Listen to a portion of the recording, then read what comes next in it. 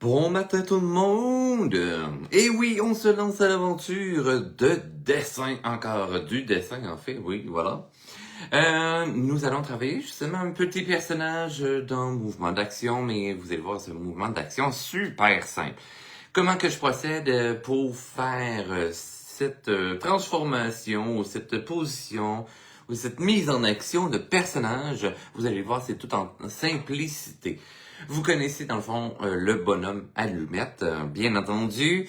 Hein, c'est la base qu'on apprend dans notre enfance, mais on va le complexifier, bien entendu, pour arriver à cette fin. Mais avant de commencer, vous allez voir mon arrière, mon décor a légèrement changé. Et oui, parce que j'ai vendu 3 toiles sur mon arrière-plan ici. Bon matin Claude et bon matin France. Fait que vous voyez, une nouvelle toile. Elle est presque finie. Fait que là, j'ai fait son système d'accrochage tantôt.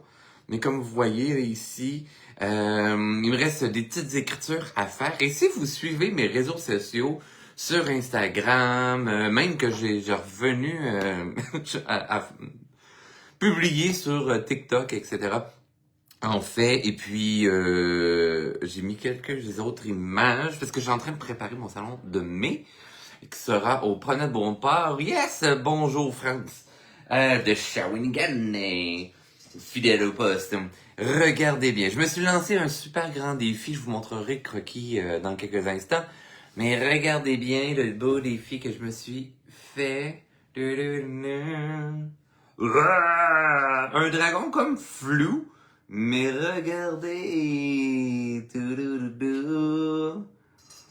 tout le petit travail de Erd. Je dois avouer que je suis vraiment fier de ce petit personnage. Et vous allez voir justement la mise en action que on va travailler, mais là, cette fois-ci, avec Herbert, ma créature qui est à la quête ultime de sa lumière. Et pour aller dans une toile dans ce style-là. Alors, à vos papiers, à vos crayons, parce qu'on va travailler ensemble. Bon, moi, je vais travailler sur ma tablette iPad pour l'aventure. Bonjour Louise, bonjour, rebonjour Claude, yes. Wow, c'est beau, merci. Ah, c'est fort gentil. Je tourne la caméra. On va se lancer sur l'aventure de Herbert. Vous avez vu un petit peu mon costumier qui est encore en construction, mais bon. Alors, ici, belle vue sur le iPad, que je vais faire un beau petit zoom dessus. Et je vais me centrer. OK. Donc, ici, vous avez Herbert. Ici, dans le fond, c'est le croquis pour ma toile. Mais je vous ai dit que je vous montrerai le croquis que j'ai fait pour faire la toile avec Ed. En fait, c'est que je suis parti tout simplement... Je suis parti du croquis que j'avais déjà préalablement fait, que j'ai transposé sur le format de la toile. Et ensuite, j'ai fait comme, OK, je vais me faire un dragon, comme ci, comme ça. Donc, ensuite, je suis allé procéder à la mise en flou, parce que je passe toujours d'un fond abstrait. Puis, par la suite, je suis venu ajouter mon dragon, mais là, je trouvais que ça fitait plus ou moins, qu'il manquait des éléments. Donc, j'ai rajouté ça, et après ça, j'ai travaillé juste pour avoir une idée globale avant de me lancer sur ma toile. Ça va être la même aventure qu'on va faire ici pour Herbert, mais cette fois-ci, Herbert, je n'avais pas de croquis pour ce gentil petit personnage. Donc, voilà, j'ai fait comme le même procédé, et là, je veux, avant de créer ma toile, avoir vraiment un croquis beaucoup plus détaillé de ce cher personnage. Donc, on va faire une étude ensemble pour trouver un peu sa posture et en fait aller chercher vraiment les détails de cette position, de sa mise en action. Peut-être que les habitués, vous connaissez déjà bien Herbert. Hein, c'est mon petit personnage qui est à la quête ultime de la lumière. Et Herbert, en fait, si je reviens... J'ai un ensemble colorié qui est juste avec Herbert. Je sais pas si je l'ai mis en ligne.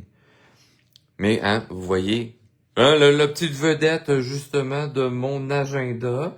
Si vous voulez vous procurer l'agenda, là, pour l'instant, il m'en reste 3 sur le site internet, mais ils vont bientôt disparaître, puisque jeudi, je suis au Salon de mai, donc je vais les enlever de la boutique en ligne.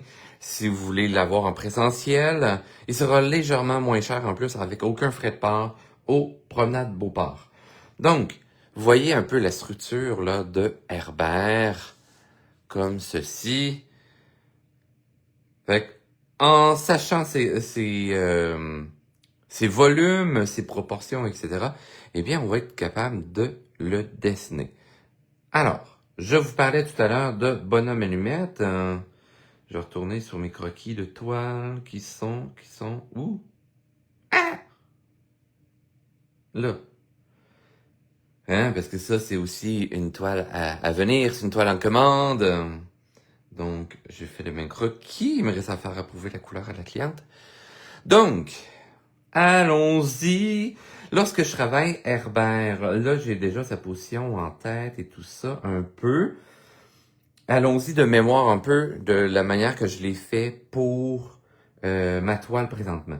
Donc, j'ai la sphère pour sa tête et j'ai cette position assise. Donc, ici, j'ai une sphère, oui, pour la tête et ensuite, je vais faire la ligne d'action qui correspond à la colonne vertébrale. Donc, colonne vertébrale, poitrine, qui est une petite bille, à peu près la moitié, voire le quart de la grosseur de la tête, et après ça, son ventre, qui est à peu près du même format que sa tête. Ça, c'est les mesures que moi, j'ai établies de ce personnage-là. Toujours important de placer les mesures et tout ça. Le pourquoi des choses, etc. En fait, faudrait s'inscrire à mes cours. Il y a un cours qui est commencé, là. Oui, ça fait 2 cours, puis là, le 3e est demain matin. Même si la session est commencée, vous allez pouvoir vous inscrire, il n'y a vraiment pas de problème. OK? Il suffit juste de vous inscrire, vous allez avoir accès à tous les autres cours qui ont déjà été passés. Et vous allez avoir aussi de l'accompagnement pour votre progression. Ceci dit, je poursuis. Là, je vous parlais de bonhomme allumette tout à l'heure. Ouais, tantôt, tu parlais de bonhomme allumette, puis je vois vraiment pas de bonhomme allumette là-dedans. En fait, c'est que je vais combiner 2 techniques ensemble.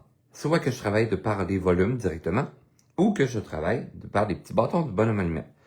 Autrement dit, bonhomme allumette, il y a bien entendu la sphère pour la tête. La ligne d'action étant la colonne vertébrale, on l'a aussi dans le bonhomme allumette. Et là, l'autre partie que je vais faire, ça sera la ligne pour les épaules, parce qu'on s'entend, hein, le bonhomme allumette, si je vous le fais à côté ici, vous connaissez ce bonhomme-là. On ne le veut pas de cette façon-là, ok? Oui, on va voir la colonne vertébrale, on va avoir une ligne pour les épaules, les hanches, et un segment pour chaque portion, chaque os, mettons, de bras, par exemple. Et on aura les pieds, les mains, etc. Bien entendu, il sera transformé aux proportions du personnage. Fait que là, ça, je vais effacer ça.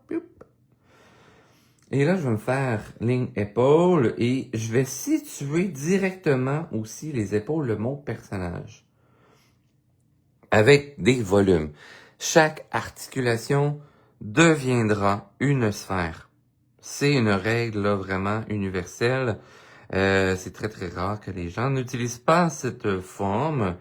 Si on reprend les petits pantins qu'on peut acheter au Dollarama ou même dans les boutiques d'art, qui sont faits plus solides, ou même plus spécialisés pour faire du manga, etc., qui vont avoir beaucoup plus d'articulations, toutes les articulations, justement, seront faites avec des sphères, hein, pour que ça bouge bien. Ensuite, je vais placer, par exemple, les petits bâtons pour placer les bras. Donc, je voudrais peut-être qu'il soit appuyé sur son bras vers l'arrière. Donc, j'utilise ma mémoire pour faire comme, OK, je pourrais placer son bras de cette façon-là, tati, tata, et dire, OK, sa main est sur le tronc d'arbre. Parce que là, je sais que il est sur un tronc d'arbre. Tchouk. Mais là, on s'entend, hein, l'idée de la main, c'est flou un peu dans ma tête. Je veux qu'il y ait parce que Herbert est à la quête ultime de sa lumière. sa lumière, hein, qui est au bout d'une genre de lanterne, comme ça, qui pendouille devant lui. Un peu comme le poisson lanterne. Là, on voit pas ta lanterne. OK. Donc, la lanterne, mais là, on voit un spot de lumière, ça me gosse. Je vais décaler mon dessin comme ça. OK. Donc, un peu comme le poisson lanterne qui attrape ses victimes de par sa petite lanterne qui pendouille. Mais non, mais lui, il s'auto-attrape. Mais en même temps, une belle leçon avec Herbert, qui est à la quête ultime de sa lumière. En fait, c'est qu'il peut franchir tous les mondes, tous les dangers, franchir, passer par-dessus n'importe quel obstacle sans aucun problème, parce qu'il va trouver la solution afin d'atteindre la lumière qui est devant lui. Et en même temps, s'il y a un coup de vent, la lumière va changer de place. Ben, lui, c'est pas grave, il va se virer sur un scènes et il va poursuivre son aventure afin de capturer, peut-être un jour, sa lumière. Hein? Si on a un bel objectif devant soi, rien de mieux que de se fixer un bel objectif et de le suivre. Hein. Comme ça, on va pouvoir vraiment franchir tous les obstacles, peu importe la difficulté. Ça sera plus ou moins long, mais on va pouvoir atteindre l'objectif. Mais en même temps, hein, c'est une belle leçon au travers de tout ça. Pourquoi fixer une lumière toute la journée et ne pas prendre de pause? Parce que le jour que la lumière s'éteindra, on va être un peu aveuglé. On verra rien, on va voir que des petits spots de lumière. Là, Richard est en train de faire un genre de croissant de lune, là. Pourquoi? OK. Souvent, je vais faire aussi une ligne de croissant de lune. Autrement dit, c'est mon personnage va être vu en 3/4. Donc, il va avoir la tête tournée. Cette fois-ci, je le fais tourner vers la gauche. OK? Parce que puisque mon personnage va être à droite de mon tableau, ben pour garder une composition d'image, afin de garder le regard de l'observateur à l'intérieur de mon image, je vais lui tourner la tête vers la gauche. Ça va inciter l'observateur à diriger son regard vers la gauche dans la toile et de voyager ainsi en va-et-vient, en mouvement. Souvent, je vais faire un mouvement infini, hein, le 8 couché sur le côté, dans le mouvement de la toile. Donc, croissant de lune vers la gauche, donc ça fait que la ligne de symétrie va être vers la gauche. C'est comme si on avait le méridien de la planète Terre, hein, un des méridiens, hein, ou comme une cause d'orange, une paire de fesses d'orange, j'aime bien dire. Donc, ça m'amène à voir la visualisation de ma tête comme si c'était bel et bien une sphère. Parce que si je poursuivais cette ligne-là, j'aurais une ellipse, par exemple. Donc, si je me fais un petit pointillé comme ceci, vous allez avoir l'illusion de 3 dimensions de la sphère. La ligne horizontale qui est courbée ici, c'est ma ligne d'assise. C'est comme l'équateur de la Terre. Donc, pourquoi ligne d'assise? Ça va être au croisement de la ligne, ça va être le point d'accroche pour le nez. Et la ligne courbe comme ceci, pourquoi? Qu'est-ce qui va s'asseoir dessus? Ça sera au niveau des yeux. Les yeux vont s'asseoir dessus. Normalement, en fait, en cartoon, ça va être de cette façon-là. Les yeux vont s'asseoir sur cette ligne-là. C'est que dans la vie, on a l'illusion que nos yeux sont au-dessus du milieu de notre visage, de notre tête, par exemple. En réalité, c'est faux, c'est que dans le fond, vous avez des cheveux, pour ceux qui en ont encore sur le dessus. Eh bien, vos yeux sont bel et bien au centre du visage. Mais en cartoon, on crée une caricature de notre impression humaine. Donc, je vais aller, là, le Herbert, il y a les yeux de bleu, OK? Il y a vraiment une bille. Mais vous voyez que je vais asseoir la bille, légèrement dépasser au-dessus parce que l'œil est vraiment globuleux. Et je vais faire une bille sortant légèrement de la tête, assis sur cette ligne. Le deuxième œil sera tout de même à côté. Boum. Comme ceci. Légèrement caché par le premier, à peine plus petit, parce que à mes élèves, ils feraient ouais, mais Richard, parce que là, son œil, là, il doit diminuer de moitié parce qu'il est dans le croissant. Ouais, mais là, c'est faux, parce que vu que c'est vraiment un gros volume qui est attaché légèrement à l'extérieur, hein, parce qu'il y a une partie quand même qui va rentrer dans son crâne, ben voilà. On verra pas là, le volume diminuer ou s'amincir de cette façon-là. Ensuite, son nez, c'est le même volume également, hein, qui va amorcer une sphère comme ceci, Hein, vous voyez le croisement de ligne. Ouais, mais là, t'es pas centré.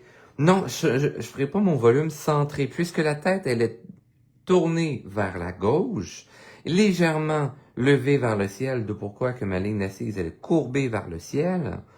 Eh bien, mon volume va être décalé vers la gauche et vers le dessus, hein, vers le haut, puisque c'est un volume, c'est un objet ou ben voilà, c'est un volume, assumons là, c'est un volume par-dessus un autre volume, donc il va y avoir un décalage. Par exemple, si mettons j'ai mon doigt ici qui est par-dessus l'autre doigt, et après ça j'incline vers la gauche et vers au-dessus, vous voyez que ça s'est tout le temps décalé, mes bouts de doigts étant comme le bout du nez de Herbert. Bonjour Patricia, bonjour Francine.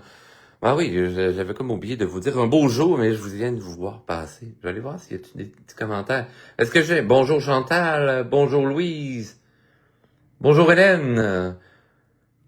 Gênez-vous pas, hein. Bonjour Julie. Gênez-vous pas, hein, pour écrire des petits commentaires. Je vais justement allumer sur mon ordi le live qui est là. Boum. Hop. En souhaitant que mon Facebook me montre les commentaires. Parce que ces derniers temps, il veut comme pas.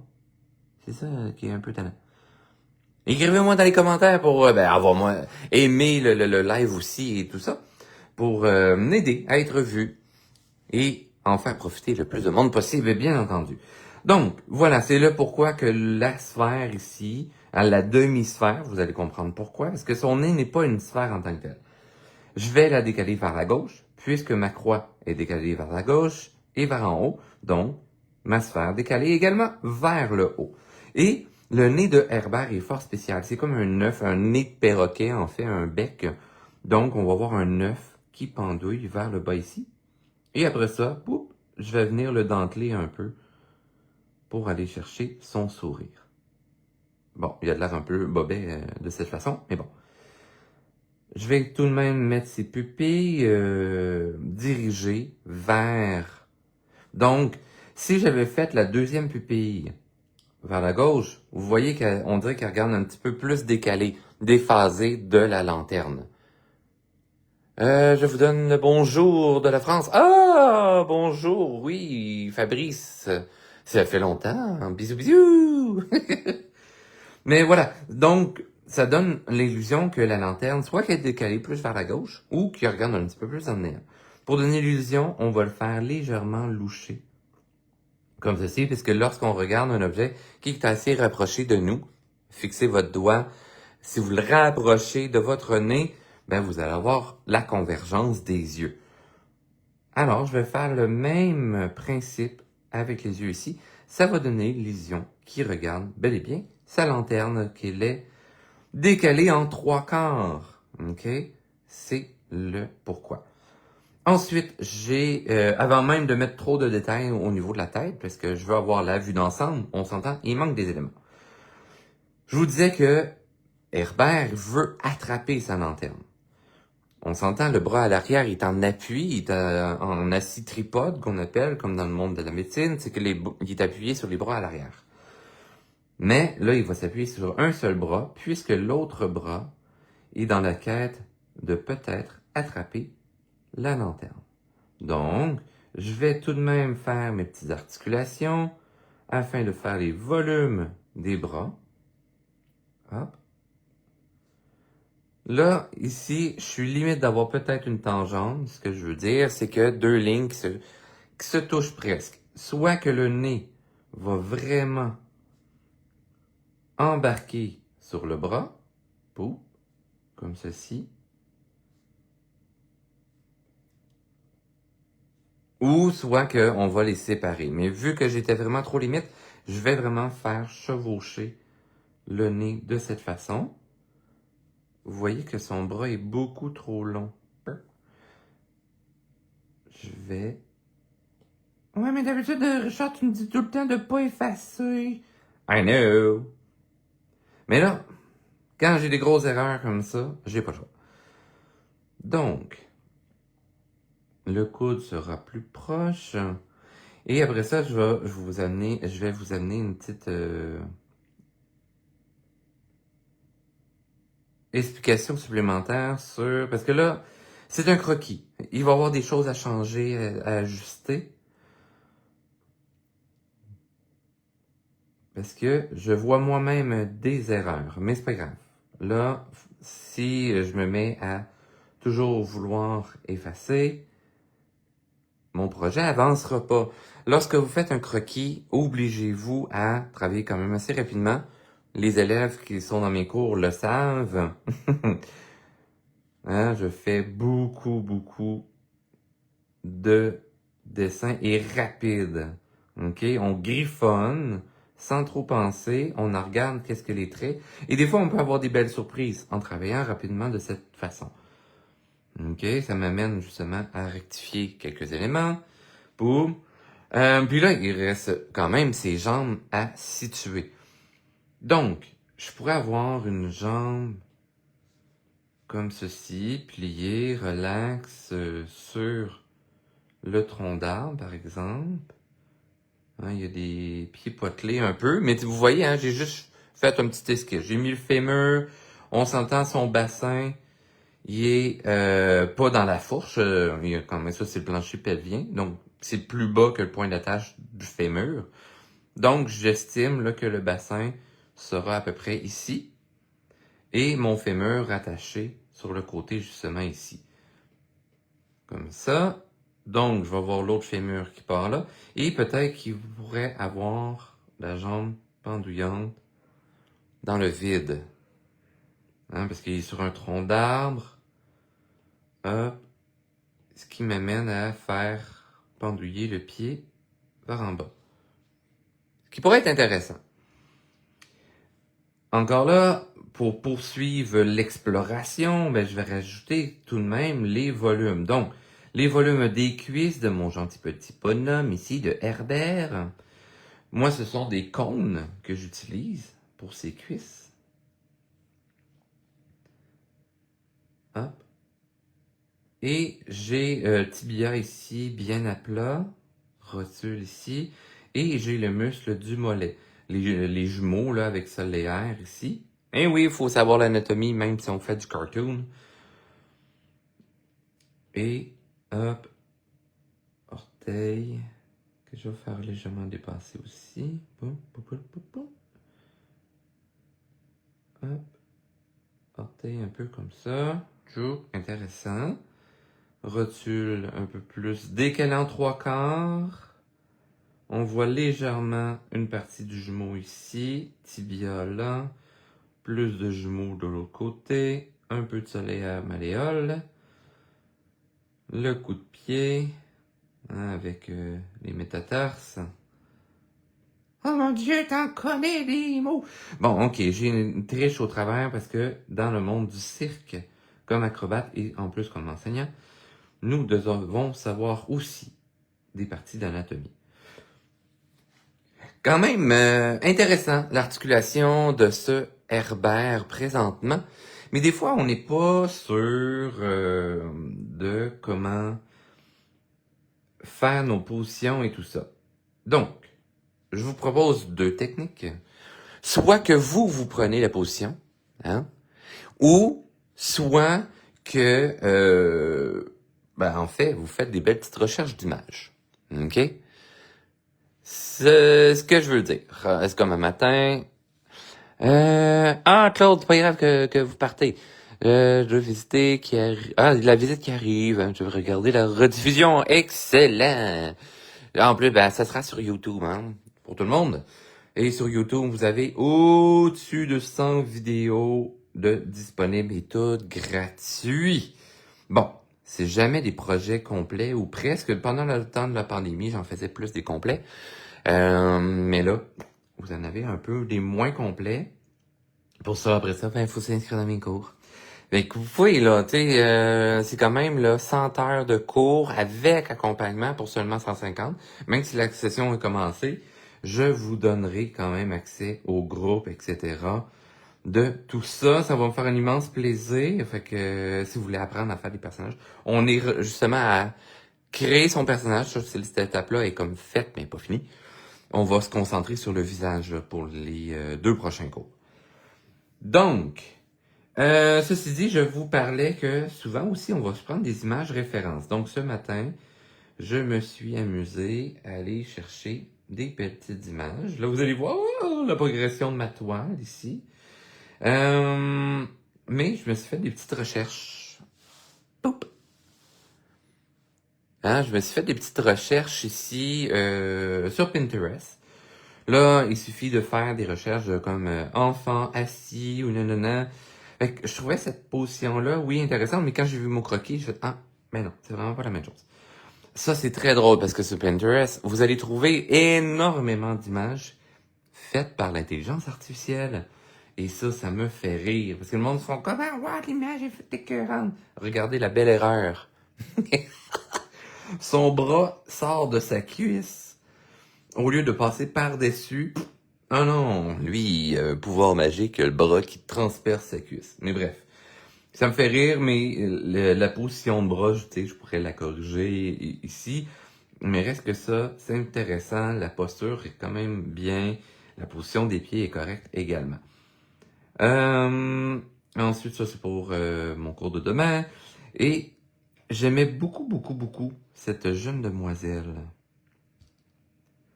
Il y avait vraiment une énergie intéressante. Et après ça, c'est de partir de cette image-là et de la transposer, de la transformer pour Herbert. Allons-y, essayons ça. Donc, on s'entend, j'ai la sphère pour la tête.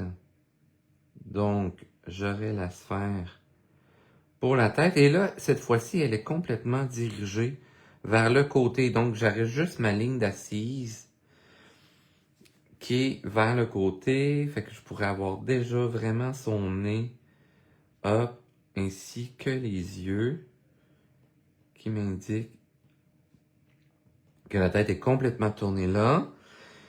J'ai le corps légèrement en inclinaison. Donc, ligne d'action penchée. Ce qui m'amène à avoir les épaules aussi légèrement inclinées dans le sens inverse. Une épaule plus haute que l'autre. Donc, poitrine, même grosseur que l'œil environ. Son ventre, même grosseur que la tête. Mais je suis ma ligne d'action, donc le tout est décalé. Fait que le corps, il est face à moi. Comme ceci. Hop. Mais la tête est vue de côté, complètement tournée. Donc, j'ai les épaules, hop, en diagonale. J'ai un petit bras. Ah, mais ce bras-là, non, faudrait que ce soit le... Parce que si elle était tournée vers la gauche, je vais justement rapetisser Herbert pour pouvoir avoir sa lanterne. Donc, j'aurai sa lanterne. Boop. Partant ici, hop, devant lui. Il veut l'attraper, hop. Et là, vous voyez, je vais faire un travail de silhouette.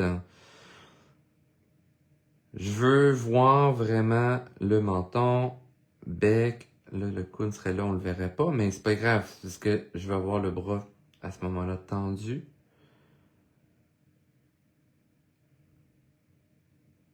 Et je m'assure d'avoir l'aspect silhouette. Fait que là, il touche presque à sa lanterne, sans y toucher, mais on voit tous les éléments. Genre son nez, quand même son bras, menton. Donc, si on fait une petite découpe, ça fonctionne. Fait que là, j'ai dû remonter son épaule, parce qu'organiquement parlant, si je lève le bras dans les airs, mon épaule va monter. Donc, je pourrais descendre un peu plus ce bras-là. Pour aller en opposition. On aime bien jouer avec les diagonales. Vous avez la diagonale de ses yeux ici. Donc, je pourrais avoir donc un V. C'est-à-dire comme ça. OK? Ah ah! Ce qui m'amène à avoir un beau côté dynamique. Ah, je vais changer ma couleur sans vouloir. Donc, un bras, hop, plus on appuie là, parce que lui, il est assis là, là. Là, je viens de faire comme si c'était ses fesses. Les jambes sont écartées. Donc, il y a un genou qui est plutôt droit. Donc là, on tombe dans le raccourci. Hein? Un raccourci, en fait, c'est qu'on voit un élément. C'est comme si vous voyez mon crayon en pleine longueur. Hein? Ça, j'en parle souvent dans les vidéos. Vous voyez la pleine longueur. Si je parle en raccourci, c'est que je tourne le crayon vers le regard de l'observateur. Et vous voyez que mon crayon est beaucoup plus court dans l'écran. Hein? Il part de plus large à tout petit. Ça, c'est un effet de perspective. Mais on appelle ça un raccourci. Donc, on a ce phénomène-là avec sa cuisse présentement. On a la petite jambe qui pendouille ici. Et on veut avoir aussi un axe d'équilibre à peu près tout pareil ici. Donc, devant du visage, la jambe, tout doit être aligné. OK? Même son pied qui pendouille est aligné. Parce que dans le fond, il y a plus de poids sur la fesse à notre gauche, mais à sa droite. Et l'autre jambe, pour tenir l'équilibre, ben, là, on va faire une exagération. Le genou est tourné par l'intérieur, puisque la jambe est vers l'extérieur, comme ceci. Est en rotation interne. Hop.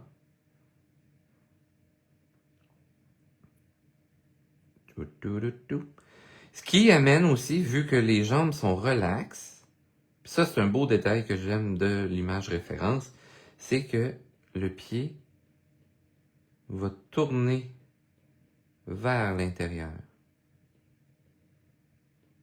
Et on va aller chercher une diagonale inverse. Donc, j'ai encore mon phénomène de V. OK? J'ai cette ligne diagonale-là, là. OK? Fait que ça, c'est super intéressant, là, dans une composition d'image. Tchouk. Il y a ces petits glus qui pendent là. J'ai son bras là. Hop, hop. Et pour avoir un petit point d'appui, comme ceci. Hein? Les orteils un peu retroussés. Il y a le pied mou, mais il y a quand même de l'énergie dans les orteils. Parce que dans le fond, là, il veut pas tomber. Fait qu'il met une tension parasitaire, dans un sens, là, parce que ça ne sert à rien, dans ses orteils. Mais en allant cherchant des micro-détails comme ça, lorsque vous faites une création de posture, etc., dans l'action, eh bien, ça va aller chercher beaucoup plus de narration, par exemple, dans votre dessin. Là, pourquoi tu fais des lignes là, bien segmentées, là, bien définies, là? En fait, c'est que, dans le fond, dès que vous avez un changement de relief important, on s'entend, il y a une grosse bedaine. Donc, ça va y faire un pli de ventre. Donc, je dois mettre une ligne. Même chose au niveau des cuisses. Il y a un pli qui s'est créé. Ben, ça va être la même chose ici, là. Il y a la jambe qui est vers l'avant et tout ça. Donc, il y a un pli devant son ventre. C'est pas parfait, il y a des lacunes là, mais tu sais, je suis en mode croquis, je suis en mode exploration. OK? Super, super important. C'est vraiment tannant que mon Facebook fasse plus les mises à jour. Soit que c'est mon ordi qui veut pas se mettre à jour par rapport à ça. OK, non, c'est bon. Je regardais si vous aviez mis des commentaires. Donc, c'est vraiment une façon que je travaille pour faire la recherche de mes personnages et tout ça. Si jamais je suis pas sûr de la position de ma main, etc., soit que je prends mes mains comme modèle et que je vais transposer. C'est que dans le fond, lorsque vous voyez un sujet comme ça, une référence qui n'est vraiment pas votre personnage, faut la décomposer avec les volumes essentiels qu'on a besoin lorsqu'on fait notre dessin. Donc, j'espère que cela vous a plu, vous a inspiré, surveillez quand même bien mes réseaux sociaux, puisque ce projet de toile, cette position-là, sera sur la toile que je vous ai montrée, comme ceci. Ouh! Hein? On a approfondi, je vais travailler davantage encore mon croquis pour pouvoir après ça le transposer sur ma toile. Il me reste déjà tout le paysage. En fait, moi, je commence par le fond abstrait. Ah, celle-là, je l'ai faite direct. Mais je commence par un fond abstrait. Ma toile, justement, mon fond est fait. Faut juste que je mène tout le flou. Ensuite, je vais faire mon arrière-plan flou et je vais monter de plus en plus. Je vais tout faire mon décor pour finaliser ensuite avec le personnage. Et par la suite, je vais me rajouter des petites déchirures. Si jamais vous voulez voir la progression de ça, ben suivez-moi sur Instagram. Je vais mettre aussi sur mon Facebook, donc abonnez-vous à mon Facebook également pour tout suivre et pour ne rien manquer au sujet des vidéos. Ben de un, aimez, abonnez-vous à mon Facebook. Si vous voulez suivre toutes les autres, ben allez sur ma chaîne YouTube. Richard Cameron Morneau sur YouTube, vous allez facilement me trouver. Vous allez trouver au-dessus d'une centaine de vidéos pour apprendre à dessiner, colorier, faire de l'aquarelle, etc. Et tout ça, c'est gratuit. Et si vous voulez avoir du coaching de dessin, ben à ce moment-là, faut s'inscrire à la session qui est déjà débutée. Mais vous allez avoir que du plaisir à reprendre ça. Vous allez avoir quand même l'accompagnement. Je reste disponible. Même quand la session elle est terminée, je reste disponible encore pendant 2 mois. Donc, voilà. Sur ce, je vous souhaite de la belle création. Venez me voir au salon de mai. Ça commence jeudi au Promenade Beauport, le 30 avril. Le salon mai va commencer. Donc, si vous voulez me rencontrer en vrai aussi, voir mes œuvres en vrai, mes cartes de souhait, ensemble à colorier et tout ça, en plus que je vais avoir des ensembles à colorier spéciaux sur place. Donc, venez me visiter au Promenade Beauport à Québec. C'est au centre d'achat. Je vais être proche du Clément, dépassé Renaud-Bré. OK? Voilà! Donc, sur ce, on se donne rendez-vous. 2e étoile à droite, tout droit jusqu'au matin. Et bienvenue dans mon pays imaginaire. Bonne journée!